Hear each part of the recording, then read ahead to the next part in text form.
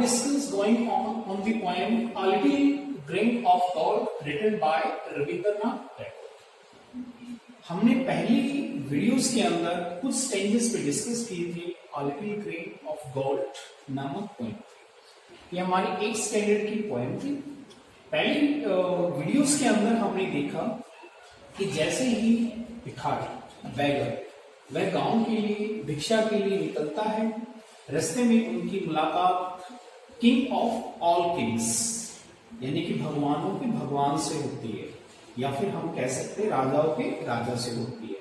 उनको देखकर उनकी महत्वाकांक्षाएं काफी बढ़ने लगती है और अब वह सोचने लगता है कि उसके बुरे दिनों का अंत हो जाएगा और अच्छे दिनों का आरंभ हो जाएगा।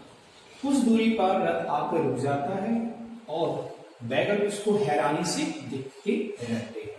अचानक से जो उन पर सवार थे सुनहरी रथ पे वो रथ से नीचे उतरते हैं और अपने सीधे हाथ को भिखारी की तरफ फैला देते हैं ताकि वो उनसे कुछ प्राप्त कर सके।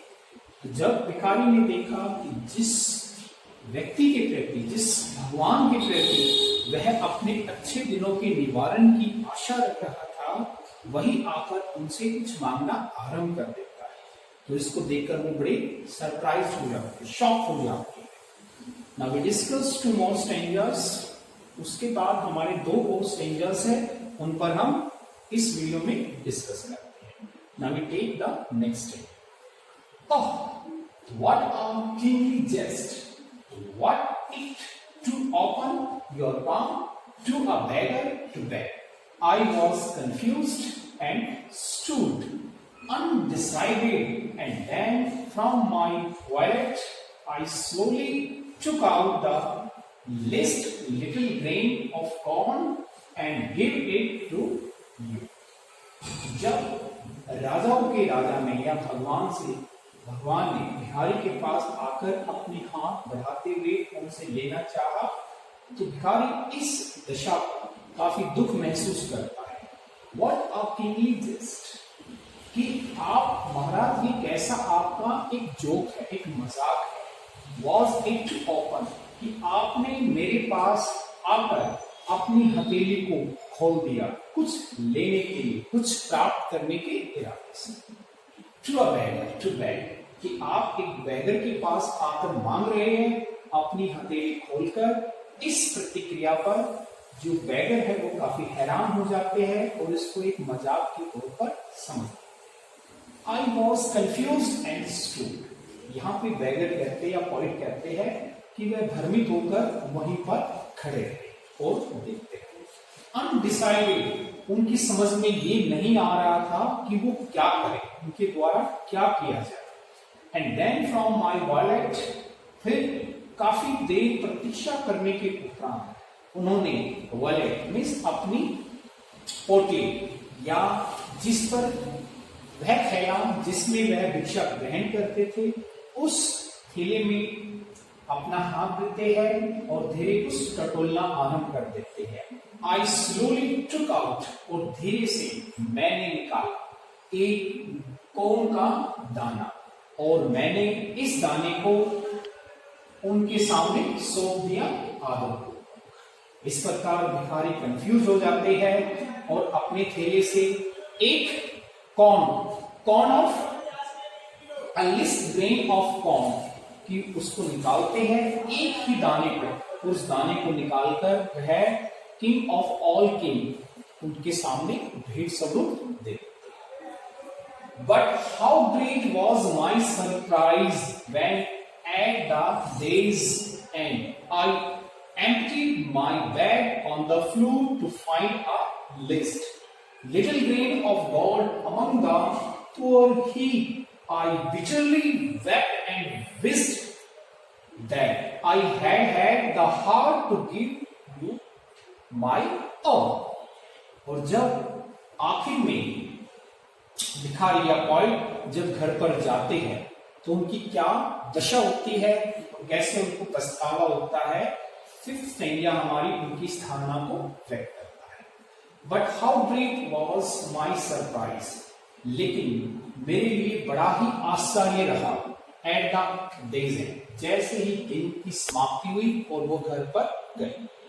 अंत में जैसे उन्होंने अपनी पूरी की पूरी जो थैला था वो उन्होंने फर्श पर उड़ेल दिया, ये देखने के लिए कि उनको कितनी ज्यादा आज शिक्षा प्राप्त हुई है या उनके पास कितना अन्न है, ये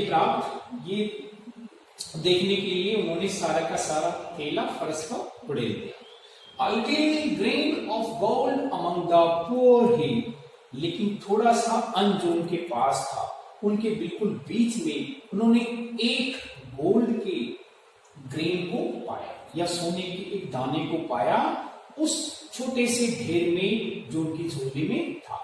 आई बिटरली वेप्ट, वे पूरी तरह से रोना आरंभ कर देते हैं एंड विस्ट और अपनी इच्छा जाहिर करते हैं that I had the heart, अगर जो मेरे पास था वो मैंने सारा का सारा देने का अपना हौसला अपना हृदय दर्शाया होता दिखाया होता, to give you my all, जो भी चीज भिखारी के पास था थैले में था, अगर वो उदारता पूर्वक सारे के सारे भिक्षा को भगवान को सौंप देता तो सारे के सारे दाने उसके गोल्ड में कन्वर्ट हो जाते।